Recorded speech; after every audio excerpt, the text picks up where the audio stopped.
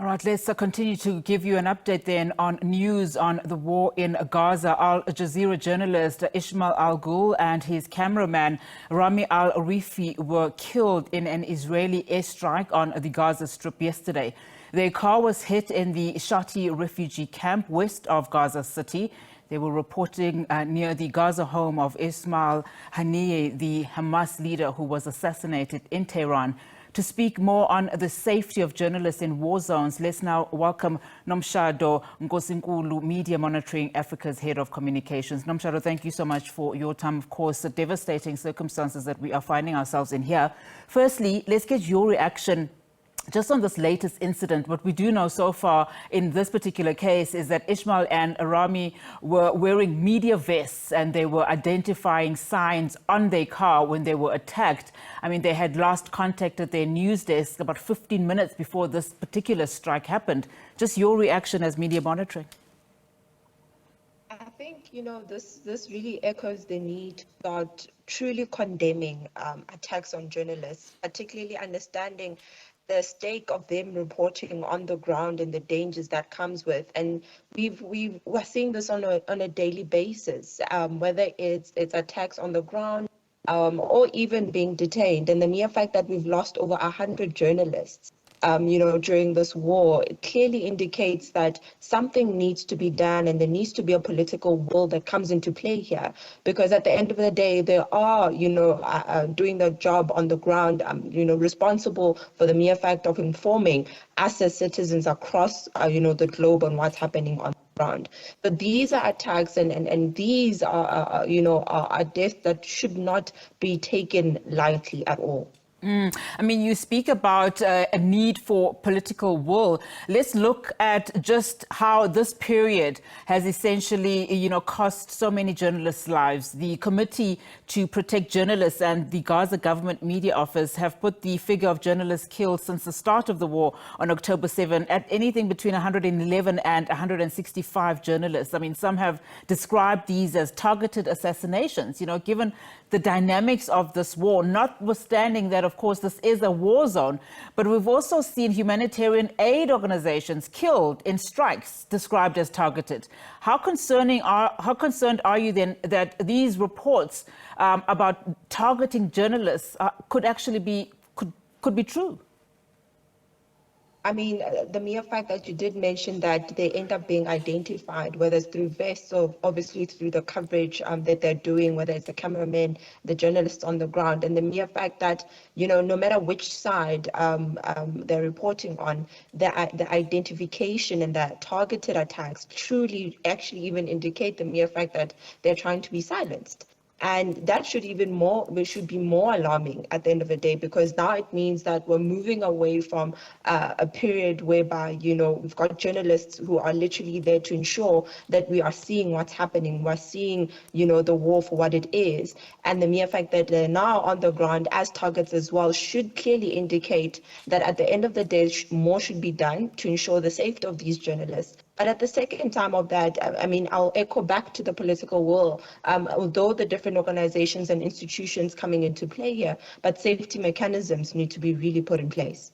And we do know that, legally journalists should be protected.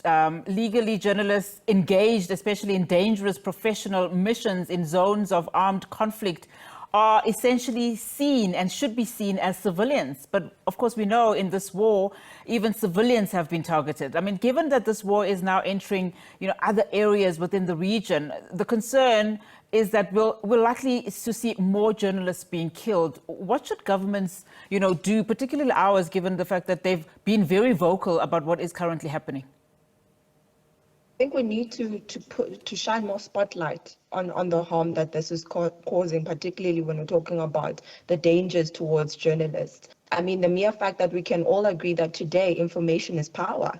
And information is also one that we've been seeing being monopolized, whether it's online or offline. So the mere fact that, we are now starting to even see clear targets towards these journalists clearly indicates that the information that they're reporting on and the realities that they're bringing to us is quite crucial. So we need to start shifting and looking at more practical terms, looking at more effective terms, And I agree. I mean, the laws are there, but at the end of the day, once on the ground, what are the implemented mechanisms? And this, I think, the mere fact that not only is it attacks on the ground, but we're starting to see a rise and huge increase of journalists being attacked online. So as much as, we can say bulletproof vests and so forth, we really need to start, being more deliberate and starting to look at more effective measures to ensure that journalists are able to carry out, the jobs that they're there to do. Nomshado, I'm going to ask you just to remind us again, just the significance and the importance of journalists covering particularly this story where civilians are also, targets. I want to read a post from Ismail al-Ghoul, the last post that he tabled for his audience, essentially, just talking about his experience in the war. He starts off by saying, "Let me tell you, my friend, that I no longer know the state of sleep. The bodies of children and the screams of the injured and the blood-soaked images never leave my sight. The cries of mothers and the wailing of men who are missing their loved ones will never fade away from hearing." And then he goes on to say, "I can no longer bear the sound of children's voices from beneath the rubble, nor can I forget the energy and the power that reverberates at every moment, turning into a nightmare." He ends off by saying, "I'm tired, my friend. I'm tired." I mean, just remind us again just how powerful journalists can be in situations like this, particularly as they report on wars.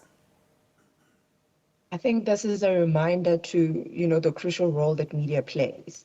Media is literally the foundation of our democracy. They're an extension of our human rights. They protect our rights at the same time by holding power to account. And, those last words should be something that echoes towards everybody as a reminder that these journalists are literally there to ensure that our rights to be informed are adhered to through their voices, through what they're giving us as information. And the mere fact that, it's 2024, and we are still in the middle of wars, and we're still in the middle of deaths such as these that should not be happening in the first place. It's even a more, it's a louder cry to say that we need to stop protecting our media. And the crucial role that they play towards this is key. The fact that we've got media freedom and the fact that we've got technology where they can reach us through, and he can actually even give us these last words, is quite key. And it clearly shows you that globally, the role of media when it comes to upholding our democracy and protecting it is quite key and crucial. Nomshado, thank you so much for your time. Let's leave it there for now. Nomshado Nkosinkulu, Media Monitoring Africa's Head of Communications, of course, responding there to the news following the death of 2 more journalists being killed during that Israeli airstrike on the Gaza Strip yesterday.